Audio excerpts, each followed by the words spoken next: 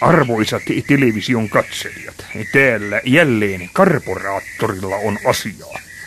Olen nimittäin täällä Mitsän laidassa näkemässä itse omin silmin suomalaista pontikankeittokulttuuria.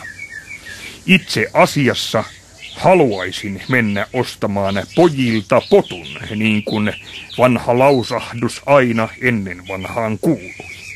Mutta nyt minulla on pelko perseessä, että minä tällä omalla Hannu Karpon naamarilla menen tuonne ja pulloa ostamaan, niin pojathan säikähtää ja lähtevät juoksemaan karkuun.